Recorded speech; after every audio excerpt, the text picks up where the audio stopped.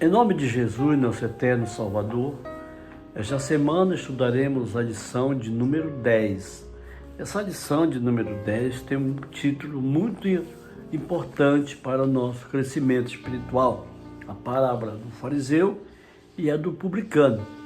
Oremos em nossos corações para que o Espírito de Deus possa iluminar nossa mente e nosso entendimento. Quero ler com todos o verso áureo que nos fala o seguinte, Evangelho de Lucas, capítulo 18, verso 13.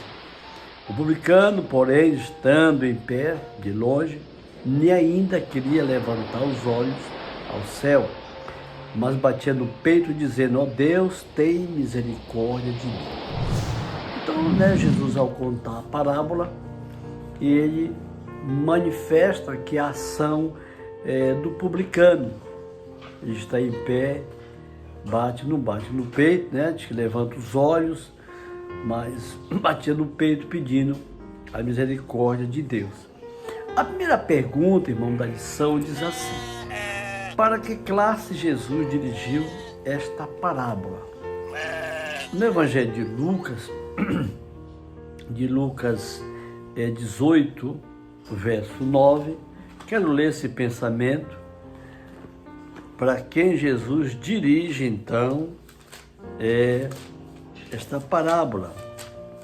18, 9, diz assim: propôs também esta parábola uns que confiavam em si mesmo, crendo que era justo e desprezavam os outros. No parábola de Jesus diz assim: uns que confiavam em si mesmo, crendo que era justo e desprezavam os outros. Dirigiu Jesus a parábola do fariseu e do publicano. É o verso que acabei de ler. Então, a parábola, todas as parábolas, comparações de Jesus, ela tinha o objetivo, chamar a atenção de alguém, chamar a atenção de qualquer assunto, no que diz respeito especialmente à vida religiosa. A segunda pergunta diz assim: com que propósito o fariseu sobe ao templo? Então a primeira pergunta diz, a primeira nota, da segunda pergunta, diz assim: no parábola de Jesus, nos fala assim: o fariseu sobe ao templo para adorar, não porque sente ser pecador necessitado de perdão, mas por julgar-se justo e esperar obter elogio. Considerava sua adoração um ato meritório que eu recomendaria a Deus. Simultaneamente dará ao povo uma demonstração elevada de sua piedade. Esperava assegurar-se o favor de Deus e dos homens. Sua adoração é motivada pelo interesse próprio. Então esse era o propósito do fariseu ao subir ao templo para adorar a Deus. Segundo aqui que nós lemos na nota, no parábola de Jesus, página 150, ele não necessitava de perdão, Ele queria obter um prestígio, um elogio, Ele queria o mérito, não do céu, mas o mérito das pessoas que ouviam ali. Então essa era a intenção do fariseu. Ele esperava, Ele esperava aguardar o favor de Deus e dos homens. Sua adoração era motivada pelo simplesmente o interesse próprio. Assim é o farisaísmo. Ele visa só a sua pessoa, o seu interesse, ele visa só aparecer, como diz o ditado popular. A segunda parte da pergunta 2 diz: em grande parte, como estava a nação israelita? 18:10 de Lucas diz assim: o fariseu de pé, assim orava consigo mesmo: ó Deus, graças te dou, porque não sou como demais homens, roubadores, injustos, adúlteros, nem ainda como este publicano. Então continua ainda o fariseu na sua arrogância, né, dizendo essas palavras, que ele só deu tempo. No MDC, esse livro aqui é chamado Maior Discurso de Cristo, página 6 diz: no dia de Cristo, os guias religiosos do povo julgavam ser ricos em tesouros espirituais. A oração do fariseu: Deus, graça te dou, porque não sou como demais homens. Lucas 18:11. Exprimia os sentimentos de sua classe e, em grande parte, da nação inteira. Então, como é que estava a situação espiritual, religiosa, no dia de Cristo, irmão? As pessoas se julgavam muito autossuficiente espiritual, porque era judeu, porque conhecia o Torá, porque ia para o templo. Então eles tinham um mérito muito pessoal, um mérito muito próprio, né? Só pelo fato deles ser judeu e também fazer qualquer ação para agradar as pessoas, né? Então, tudo que eles faziam, eles tinham um objetivo, né? Promover-se espiritualmente, não diante de Deus, mas diante dos homens, né? Então, ninguém realiza um culto, uma ação espiritual para se promover diante de qualquer ser humano na face dessa terra. Deus é que tem que ser louvado com a nossa atitude. A terceira pergunta da lição diz: como se torna evidente seu interesse próprio, interesse do fariseu, né? De que maneira ele julga seu caráter? Então, continuando, Lucas 18, verso 11, né, diz o fariseu de pé, assim orava consigo mesmo: ó Deus, graças te dou, porque não sou como demais homens, roubadores, injustos, adultos, nem ainda como esses pecadores. Então o fariseu ainda se intitula sendo homem. Eu não sou como demais, né? Não sou como esses aí, roubadores, injustos, e muito menos, diz aqui, como o publicano, né? Quero ler aqui a nota que diz o parábola 150. Está cheio de louvor próprio. Isto é evidente em seu olhar. Parte e oração. Porte e oração. Apartando-se dos outros, como se quiser dizer: não vos chegueis a mim, porque sou mais santo do que vós. Põe de pé e ora consigo. Todo satisfeito consigo mesmo, pensava que Deus e os homens consideravam-se com igual complacência. Então o fariseu, né, ele era um homem de autossuficiência própria, né? Orava por si mesmo, né? Ficava em pé, cheio de orgulho, e aí todo satisfeito consigo mesmo. Então essa ação, né, desse alto homem, desse espírito que existia no dia de Cristo, era uma coisa fora do comum, a pessoa querer ter louvor próprio, porque apenas conhecia as verdades da palavra de Deus. E o fariseu era uma classe de pessoas, né, que tinha o fariseu, tinha os essênios, saduceus, tinha os herodianos e tinha também o publicano. Mas o fariseu, ele era uma pessoa que ele se titulava altamente espiritual. E isso não é bom para o ser humano. Parábola de Jesus 151. Julgava seu caráter, não pelo santo caráter de Deus, mas pelo caráter dos outros homens. Seu espírito desviava-se de Deus para a humanidade. Este é o segredo de sua satisfação própria. Então ele se julgava, né? Ele não se julgava-se pelo caráter de Deus, caráter justo, santo, né? De misericórdia, mas ele julgava-se pelo caráter dos homens, né?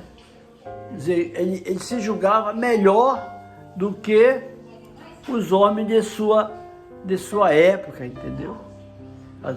E aí, diz aqui, ele tinha uma autossatisfação, um alto orgulho espiritual. Esse era o fariseu no dia de Cristo, né? E hoje não é diferente. O farisaísmo ainda existe em toda entidade religiosa, em toda igreja, em todo ser humano, né? Pelo fato, muitas vezes, dele ter uma vantagem um pouquinho na frente, ele se orgulha de sua condição espiritual.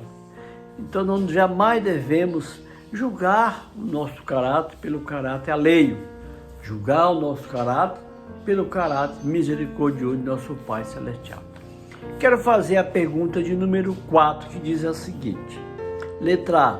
De que maneira ele prossegue sua oração? Letra B. Que espírito ele manifestava? Letra C. De que modo voltava para casa? Então são 3 perguntas, né? A primeira pergunta é de que modo ele prosseguia na sua autodevoção, na sua autossatisfação espiritual.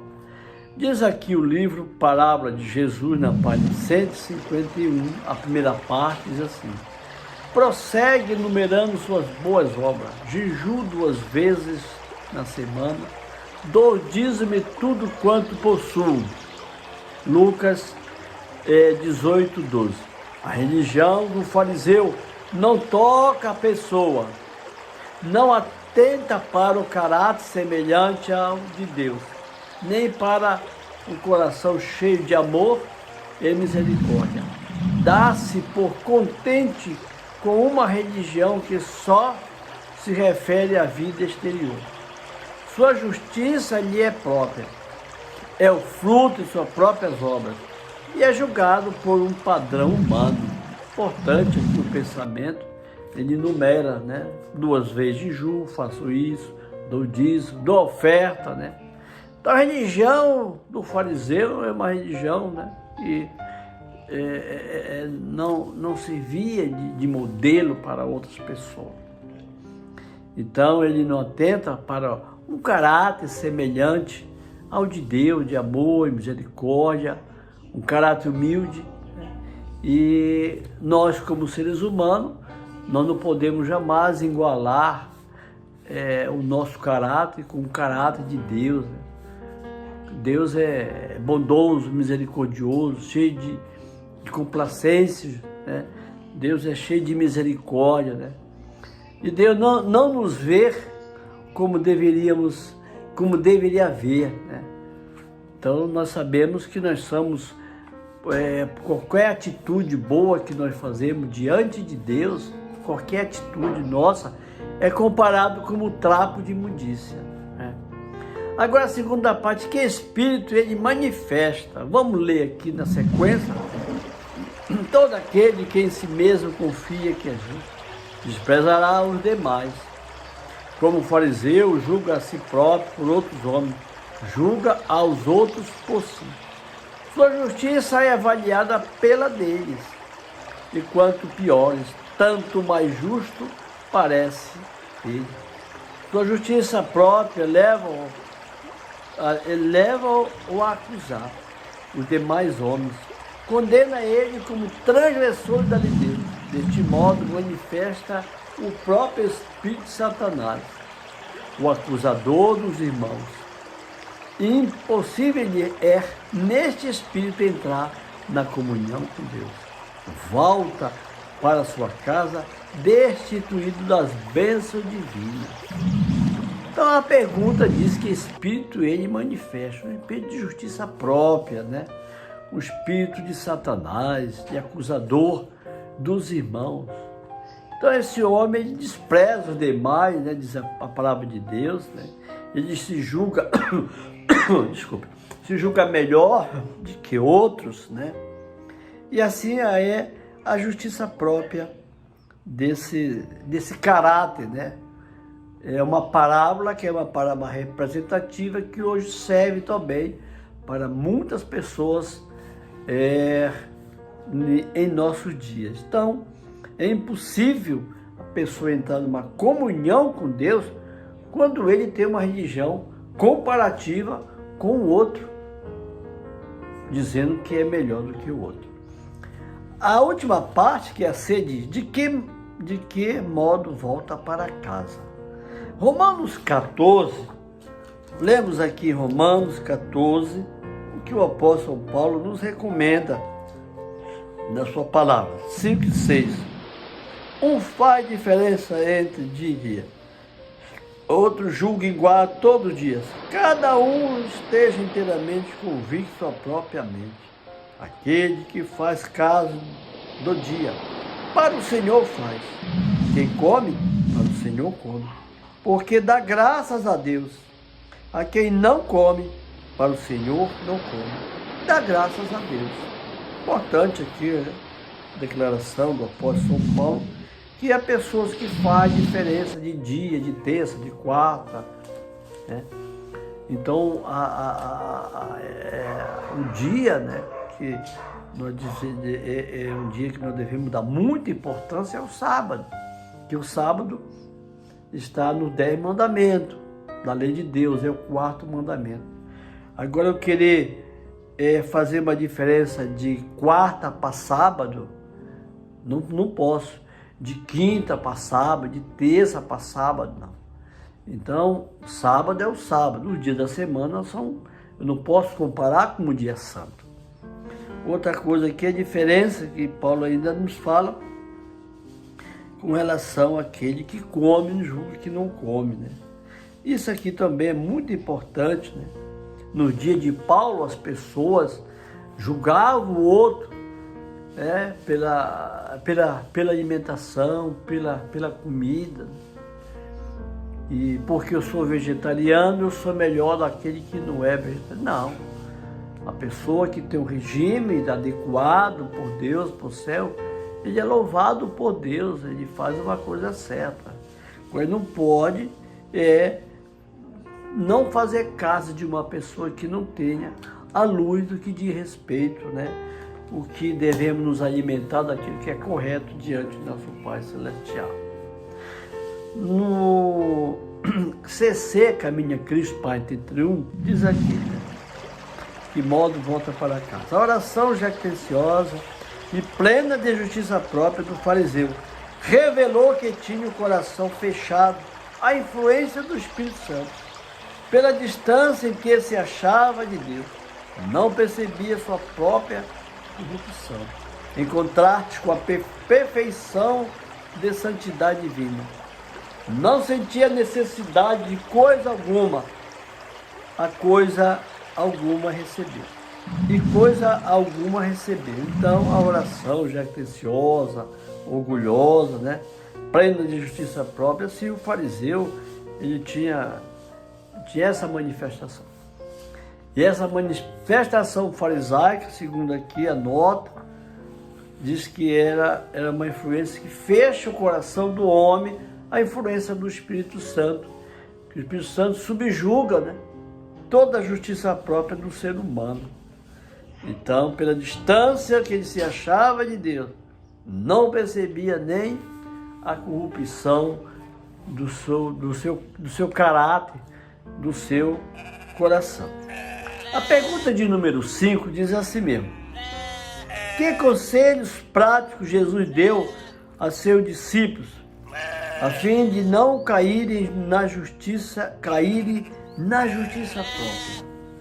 Então vamos ler aqui a nota, diz assim: nosso Salvador sempre condenou a justiça própria. Ele ensinou a seus discípulos que o mais elevado tipo de religião é aquele que se manifesta de maneira calma e modesta. Aconselhou-os a executarem suas obras de caridade sem estardalhaço, não por ostentação, nem para serem louvados e honrados pelos homens, mas para a glória de Deus, esperando recompensa na vida futura. Se fizesse boas ações para ser louvado pelos homens, nenhuma recompensa lhe seria concedido por seu Pai Celestial. Então esse pensamento sagrado ele se encontra, né, no livro chamado Santificação, na página 8. Então Jesus ele aconselhou os apóstolos, né, seus discípulos, e não cair nessa armadilha da justiça própria, a pessoa fica se auto, né,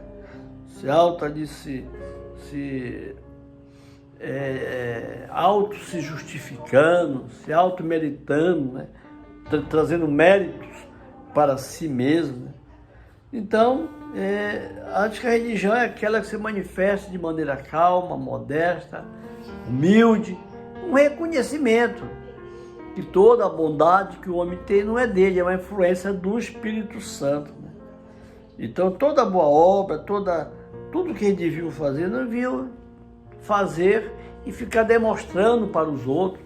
Eu jejuo, dou dízimo, faço isso, faço aquilo. Não.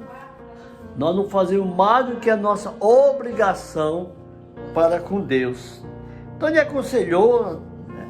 E esse conselho também se estende até nós. Não devemos fazer nada que ostente para a honra e glória da nossa pessoa, nem para que outro possa ver, esse é bom religioso. Não existe isso. Tem que aparecer apenas o caráter de Deus na nossa vida. A letra B, que é a segunda parte, diz que orientação é dada a respeito da oração. Então, que orientação nos é dada a respeito de uma devoção, de uma oração? Diz aqui a sequência: os seguidores de Cristo foram instruídos não orarem com o propósito de serem ouvidos pelos homens, mas tu, quando orares, entra no teu aposento, fechando a tua porta, ora teu Pai, que vê o que está oculto. O teu Pai que vê o que está oculto te recompensará. Mateus 6:6. Tais expressões como esta, do lábio de Cristo, mostram que ele não considerava com aprovação aquela espécie de piedade tão predominante entre os fariseus. Seus ensinos no monte mostram que os atos de benevolência assumem uma nobre forma e as ações de adoração religiosa espalham muito preciosa fragrância quando praticado de maneira despretensiosa, em penitência e humildade, o motivo puro, santo, o ato, né? Quer dizer, o motivo puro santifica o ato. Então, o Senhor de Cristo, né, devemos orar, diz aqui, não fazer como os homens, né, serem vistos nas praças, entra no teu quarto, fecha as portas, ora ali em particular, que Deus recompensará. Mas o espírito farisaico, ele era sempre desse jeito, né? Faz tudo para que os homens possam ver, isso aí, esse é um bom irmão, esse faz mais tudo. Não é assim.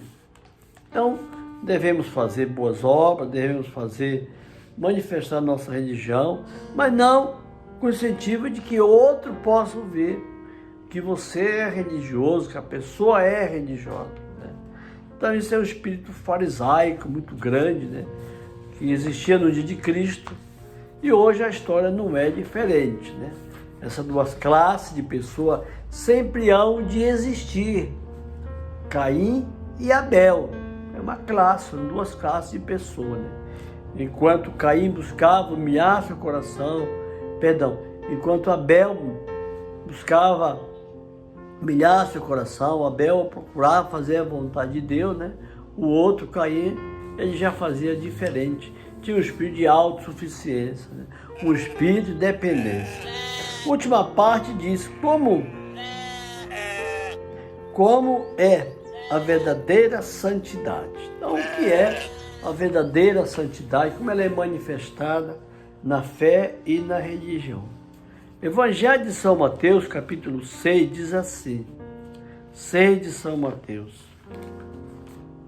6 de São Mateus, 1 em diante. Guardai-vos de fazer vossas boas obras diante dos homens, para serem vistos por eles. De outra sorte não tereis recompensa junto ao vosso Pai que está no céu. Quando, pois, deres esmola, aqui tem o verso 8, né? E quando, pois, deres esmola, não façais tocar trombeta diante de ti, como faz os hipócritas nas sinagogas e nas ruas, para serem glorificados pelos homens. É verdade, no dia que já receber a sua recompensa.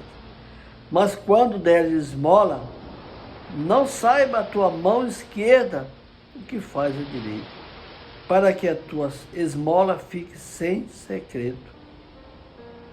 O teu Pai, que vê em secreto, te recompensará. E quando orares, não sejais como os hipócritas, pois gostam de orar em pé nas sinagogas e às esquinas das ruas, para serem vistos pelos homens. Em verdade, vos digo que já receberam a sua recompensa. Mas tu, quando orares, entra no teu quarto, fecha as tuas portas, ora teu Pai que está em silêncio, e teu Pai que vê em secreto te recompensará. Orando, não usei de vãs repetições como os gentios, porque pensam que pelo seu muito falar serão ouvidos. Não vos assemelheis, pois, a eles, pois que o vosso Pai sabe o que vos é necessário, antes que lhe pedires. Muito importante o conselho e a advertência do Salvador, a nossa relação, a nossa atitude de oração, a nossa atitude de dar esmola, nossa atitude ali de não seja como os hipócritas que ficam nas esquinas, fica se apresentando, fica se demonstrando, fica aparecendo que é mais religioso de que outros. Então essa é uma atitude hipócrita e farisaica, né, que Deus não aceita. Na continuação, nós vamos ler aqui a última parte que diz: a verdadeira santificação é uma inteira conformidade com a vontade de Deus. Pensamentos e sentimentos e rebelião são vencidos, e a voz de Jesus suscita uma nova vida, que penetra todo o ser. Aqueles que são verdadeiramente santificados não ostentarão sua própria opinião como uma norma do bem ou do mal. Não são fanáticos, nem de justiça própria, mas ciosos de si, sempre tementes, o medo de que, havendo-lhe faltado uma promessa, tenho ficado aquém do cumprimento das condições sobre quem se baseia as promessas. Então está muito importante aqui santificação, página 8 e a 9, né? Santificação é uma conformidade com a vontade de Deus, não uma ostentação. E a conformidade com a vontade de Deus é uma coisa íntima de cada pessoa, né? Pensamentos, sentimentos, toda essa ação de rebelião são vencidos, né? Essa autossuficiência, diz aqui, a voz de Jesus, ela é uma nova vida na pessoa, uma nova criatura, né? Então a verdadeira santificação, ela não é ostentação, nem uma opinião de norma, né? Do bem ou do mal, de face, não é ostentação. Então a santificação, ela é um processo muito bonito que ele se manifesta no caráter de Cristo na vida da pessoa. Não são fanáticos, que é uma coisa também que existe bastante. O fanatismo ele quer opor ou colocar algo na vida de uma pessoa, qual muitas vezes ele nem pratica, ele nem faz, né? Então, sempre vão existir a hipocrisia, o fanatismo e o farisaísmo, né? Para que possa confundir o verdadeiro espírito da santificação.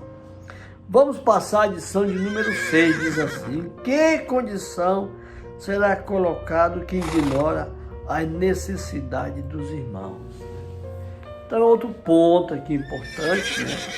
Nós, como cristãos, devemos passar por alto ou ignorar uma necessidade. Há um pensamento no sexto testemunho 398.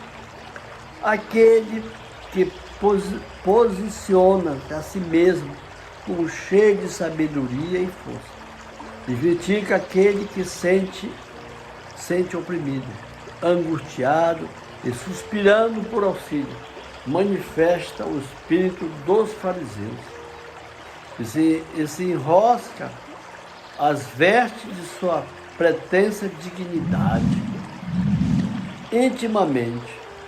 Tal pessoa agradece a Deus porque não é como os demais homens. Supõe que sua forma de agir é digna de louvor e que, por ser tão forte, está além do alcance da tentação. Ocorre que se alguém cuide se alguma coisa não sendo, negue-se a si mesmo. Gálatas 6, verso 3. Tal pessoa se encontra em constante perigo.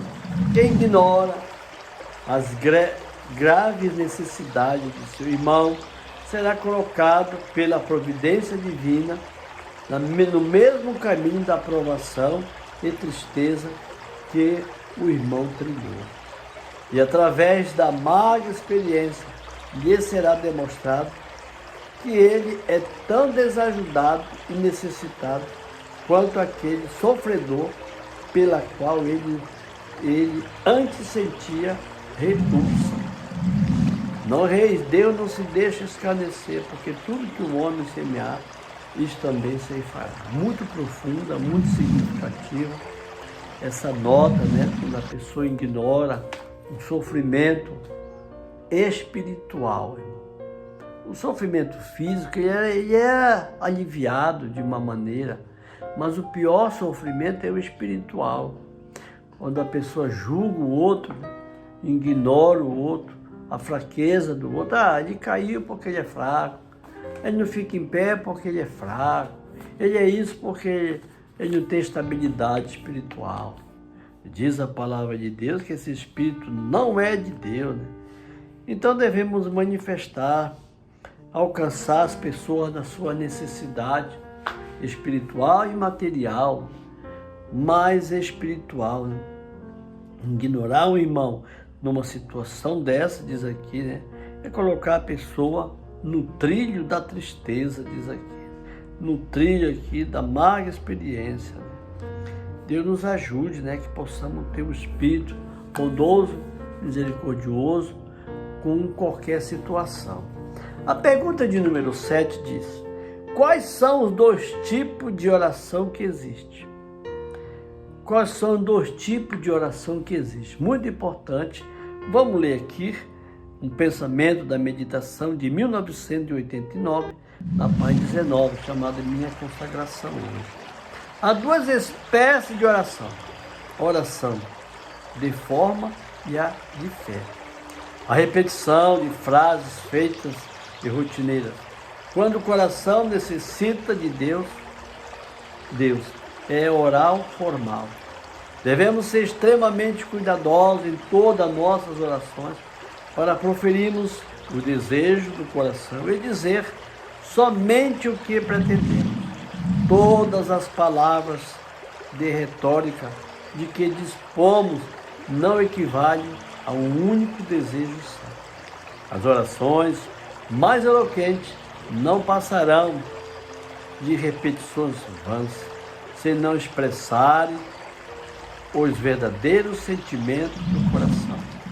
Mas a oração que parte de um coração sincero, quando oração expressa o desejo simples do coração, tal como poderíamos um favor a um amigo terrestre. Pediríamos, né, a um amigo terrestre. Esperamos sermos atendidos. Essa é a oração da fé. Importante, a oração da fé e a oração formal, aquela oração de frase, rotineira, aquela algo de decoreba, né, decorado. Então a oração tem um sentimento de necessidade de dentro do coração da pessoa, né? Agora é retórica, frasear, querer fazer bonito diante dos homens, né? Isso não toca o Pai Celestial.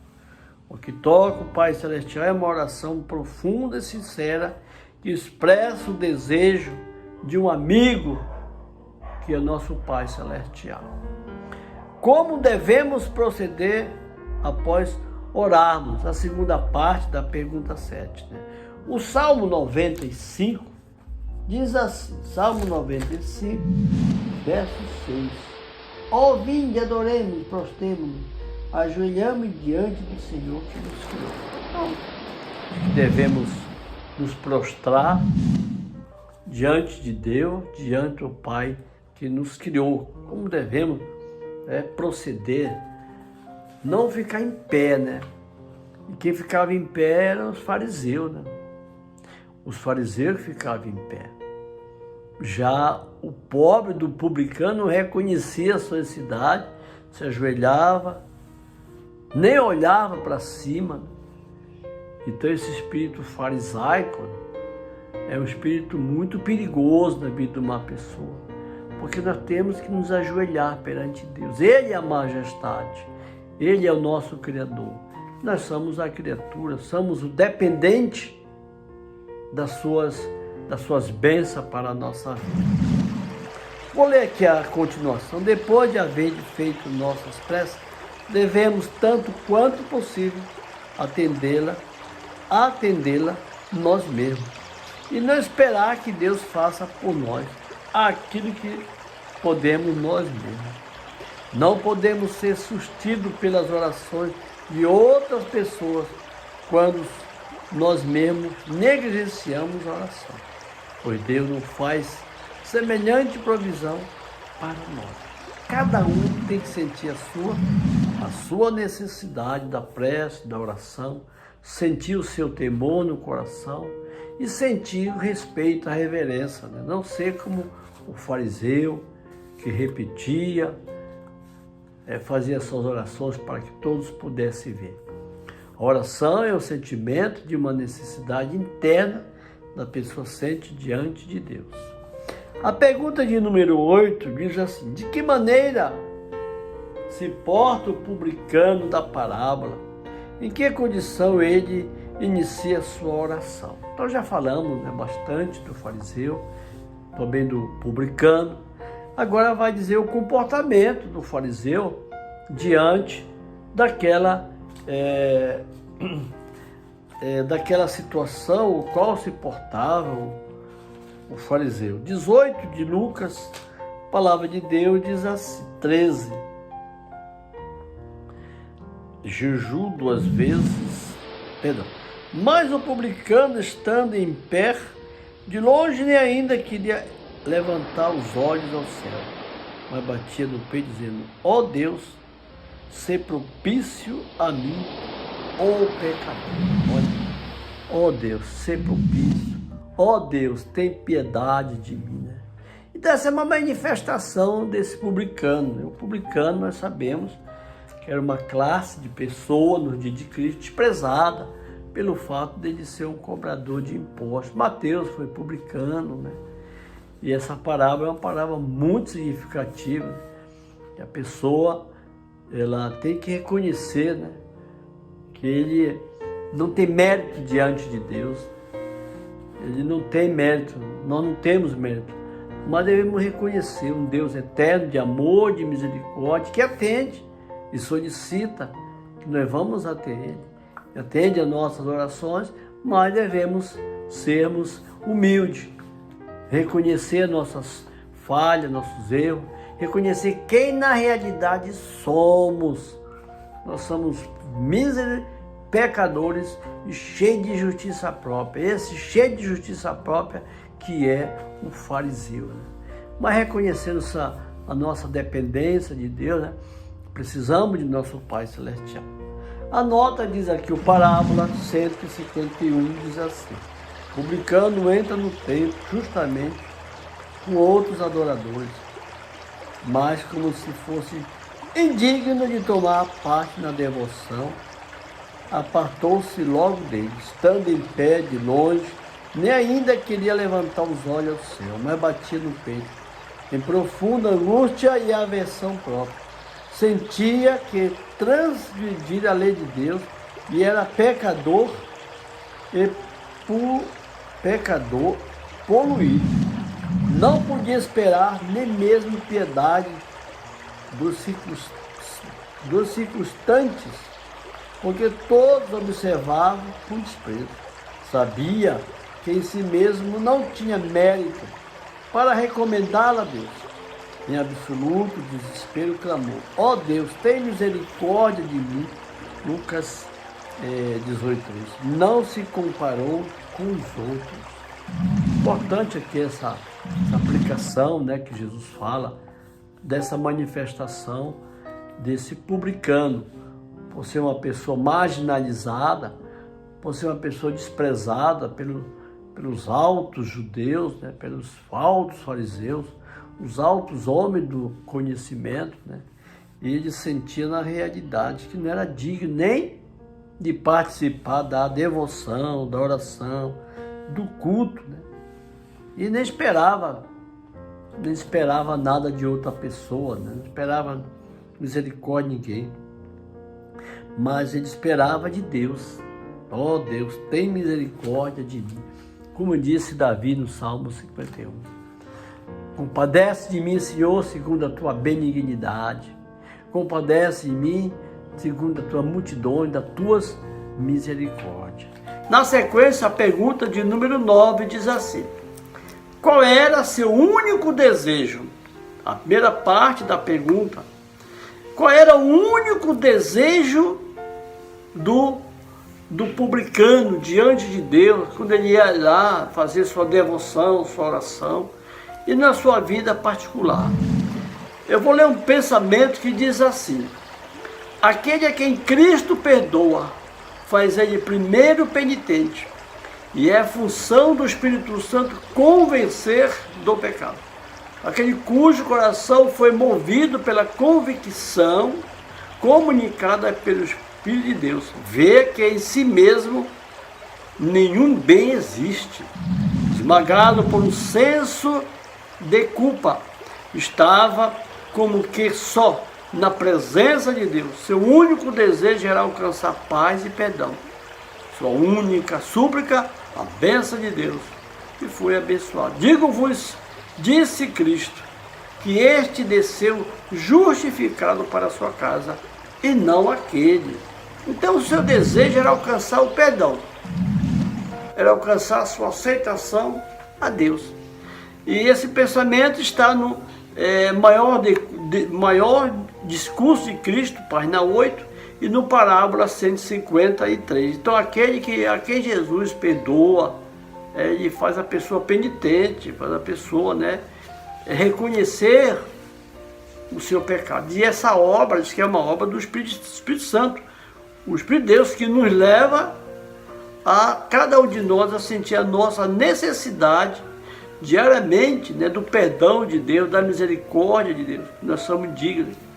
Essa parábola é uma parábola muito ilustrativa, é uma parábola real da condição daquele, né, que se porta diante de Deus, né, reconhece, né, sua falta, seus pecados, e reconhece a misericórdia e o perdão de Deus, que é um trabalho que vem sendo operado para a salvação do homem.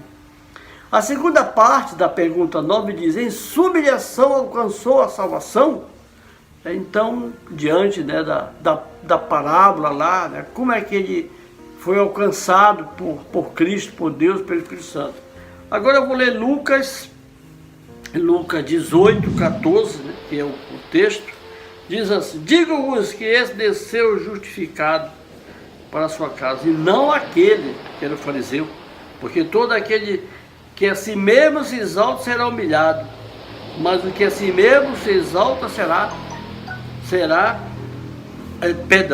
mas aquele que a si mesmo se humilha será exaltado. Então é assim, aquele que se exalta será humilhado, e o que se humilha será exaltado. Então ele desceu justificado, diz que ele desceu para sua casa com a sua alma, o seu coração leve, né? Agora diz aqui o pensamento no caminho a Cristo, página 40. O arrependimento verdadeiro levará o homem a suportar ele, mesmo sua culpa, e reconhecê-lo sem engano nem hipocrisia, como pobre publicano, que nem ao menos aos olhos usava erguer o céu, clamará: ó Deus, tem misericórdia de mim, pecador. E os que reconhecem sua culpa serão justificados, pois Jesus apresenta seu sangue em favor da alma arrependida. Então existe uma colocação aqui no pensamento, né, do arrependimento genuíno, arrependimento verdadeiro, que leva-nos, acima de tudo, a reconhecer nossas faltas, nosso pecado e a nossa necessidade de Cristo, né? E o engano da hipocrisia e o engano do pecado. O publicano, ao chegar à presença de Deus, ele reconheceu, né, que era um homem digno, pecador, que não merecia o favor de Deus. Mesma coisa hoje, né? O pecado, ele tem a sua dimensão, o homem tem o mesmo coração, mas devemos reconhecer, né, que através do arrependimento, perdão, e através da nossa humilhação, pedir misericórdia de Deus. Davi diz: tem misericórdia de mim, Senhor. Não me olhe segundo a tua justiça, mas segundo a tua misericórdia. A pergunta 10, para concluir, né, estamos estudando essa semana, é a parábola do publicano e do fariseu. É a última pergunta. Diz assim: o que o fariseu e o publicano da parábola representam? Então essa parábola é uma parábola representativa da comunhão com Deus, de como alguns se comportam na presença de Deus, como outros se comportam na presença de Deus. Então, mesmo a gente tendo uma religião, muitos anos, cada pessoa tem tem um critério, né, de pensar como é que Deus ele trabalha com cada ser humano devido à sua necessidade dele. Então o publicano e o fariseu é uma ilustração de dois adoradores, duas pessoas que vão ao templo buscando a presença de Deus. Quero ler o pensamento parábola de Jesus 152. Diz assim: o fariseu e o publicano representam dois grandes grupos em que se divide os adoradores de Deus. Seus primeiros representantes encontram-se nos dois primeiros filhos nascidos neste mundo. Caim julgava-se justo e foi a Deus com uma simples oferta de gratidão. Não fez confissão de pecado, nem reconheceu que sua carência de misericórdia. Abel, porém, foi com o sangue que apontava ao Cordeiro de Deus, e como foi o pecador que confessava e estava perdido. A única esperança era o imerecido amor de Deus. O Senhor se agradou de seu sacrifício, mas de Caim e de sua oferta não se agradou. A intuição da necessidade, o reconhecimento de nossa pobreza e pecado é a primeira condição para sermos aceitos por Deus. Bem-aventurados os pobres de espírito, porque deles é o reino do céu. Evangelho de São Mateus 5, verso 3. Então aqui está como é dividido, né, irmão? E a imensidade de religião que existe e a imensidade de pessoas que buscam a Deus. Então hoje a religião é desse jeito, ela é comparada com o fariseu e o publicano. As pessoas se apresentam de Deus como querendo mandar em Deus, como querendo manobrar o Espírito Santo, se acham muitas vezes até melhor do que a sua própria condição de pecado. E aqui estou bem ilustrado como a oferta, né? Abel e Caim, os dois grandes, começou lá a sua adoração. Então, Abel reconheceu sua falta, seus pecados e fez o sacrifício do Cordeiro de Deus. Caim já era aquele, fazia a sua oferta de seu modo, de seu jeito, e Deus tinha que o aceitar. E pela história vimos que Caim não foi aceito diante de Deus. Ele não cumpriu o requisito de Deus, a condição de Deus, o modo certo de Deus, que era a oferta pelo pecado, né? Então que Deus nos abençoe, dê sua graça, perdão, misericórdia, possamos reconhecer, assim como esse publicano, que nós não somos nada, não merecemos nada, mas podemos ser alcançados pelo amor de Deus, pela misericórdia de Deus e pelo sangue de Cristo Jesus, nosso eterno e querido Salvador. Deus dê sua graça, seu perdão, em nome do Senhor Jesus. Amém.